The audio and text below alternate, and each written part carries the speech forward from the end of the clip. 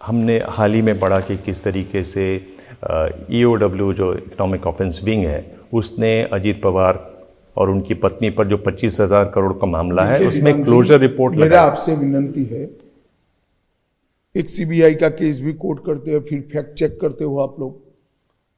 ये इन्वेस्टिगेशन है, जब मामला दर्ज होता है तो 4-5 प्रकार की चीजों को मिलकर अलग अलग केस होते हैं।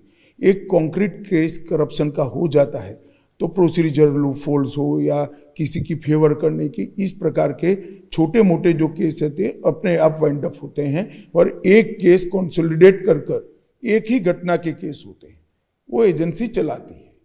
इसको इतनी सतही तौर पर नहीं देखना चाहिए, समाचार की डेप्थ में ना जाना चाहिए और स्टडी करना चाहिए। एक ही बताइए कि ये जो एक आरोप है विपक्ष का कि बीजेपी जो है वो एक तरीके से वॉशिंग मशीन है, कि भ्रष्ट व्यक्ति इस यहाँ आता है और वो साफ निकल जाता है, उसके केसेस नहीं परस्यू किए जाते, उस पर मुकदमे नहीं चलते। विपक्ष वालों को क्या हो गया मुझे, इसका मतलब आपका कपड़ा मैला तो है ना, वॉशिंग मशीन में डालना पड़ता है तो मैला तो है ना, कोई क्लीन नहीं होता, जनता सब जानती है भाई, मगर उन्होंने तो स्वीकार कर लिया हमारा कपड़ा मैला है। पर मैले कपड़े वालों को आप क्यों लेते हैं फिर? नहीं, कोई ऐसे, ये तो इन्होंने एक मुहावरा कह दिया, ऐसा कुछ नहीं है। किसी को कानून से बचाने का प्रयास भारतीय जनता पार्टी की एक भी सरकार ने नहीं किया है। मैं आज देश की जनता के सामने आपकी चैनल के माध्यम से स्पष्ट करना चाहता हूं और इस मुद्दे पर कभी भी मैं बहस के लिए तैयार हूं।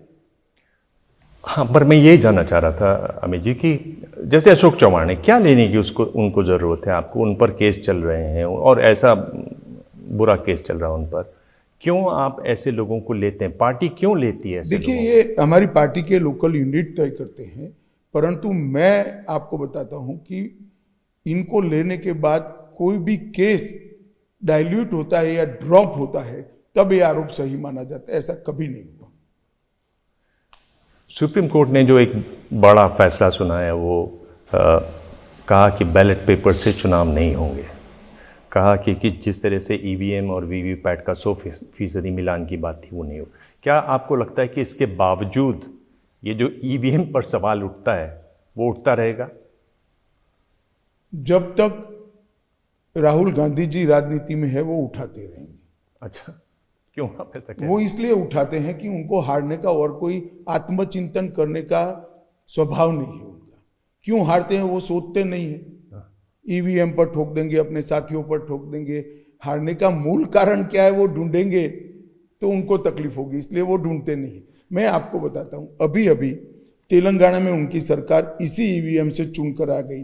राहुल गांधी नए कपड़े पहनकर शपथ में पहुंच गए, तो EVM सही है या झूठ है भाई? चेन्नई में आपके साथी की कब सरकार चुनी, सोनिया जी भी पहुंच गई वहां पर शपथ में, तो EVM सही है या झूठ है?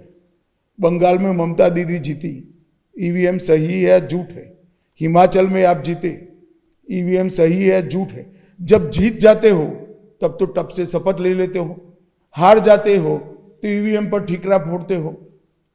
या तो कहना चाहिए EVM का चुनाव है, हम जीतेंगे तो भी शपथ नहीं लेंगे, हमारा सत्याग्रह है। नहीं लेना चाहिए उनको। मैं आपसे पूछ रहा हूँ, आपने कहा कि वो आत्मचिंतन आत्ममंथन राहुल गांधी नहीं करते हैं, आप लगातार उनको देख रहे हैं चुनाव दर चुनाव हारते हुए। 3 बड़ी वजह आपको क्या लगता है क्यों राहुल गांधी बार बार चुनाव हारते हैं? भाई मैं क्यों चिंता करूं, हमारे लिए तो अच्छा ही है। कांग्रेस पार्टी ने इनकी चिंता करनी चाहिए, मैं क्यों करूं? मेरी पार्टी में कोई गलती न हो इसकी चिंता मुझे जरूर करनी चाहिए। आत्मचिंतन भी हमारी टीम ने करना चाहिए। अब विपक्ष हार रहा है तो इसकी चिंता भला मैं क्यों करूं? लोकतंत्र की भलाई के लिए आप ये बताना चाहते हैं कि उनकी एक बड़ी अच्छा विपक्ष होना चाहिए। ये विपक्ष मानता हूं, पर ये इतनी बुरी तरह से बार बार क्यों पिटता है? नहीं, क्योंकि वो अच्छा नहीं है। क्यों अच्छा नहीं है? वो उनको सोचना है। मेरा काम मेरी पार्टी को अच्छी रखना है, मेरी पार्टी को बढ़ाना है। जैसे ही घड़ी का काटा दोपहर 2:30 पे आए, बबीता जी का दिल सास बहू साजिश के लिए मचल जाए। और ये है इनकी बहू, पूरे दिन ऑफिस की टेंशन हो जाए गॉन जब ये करें अपना फेवरेट शो फ्री टाइम पे ऑन। इनकी तरह आप भी देखिए अपना फेवरेट शो अपने टाइम पर और डाउनलोड कीजिए एबीपी लाइव ऐप अपने स्मार्ट टीवी पर।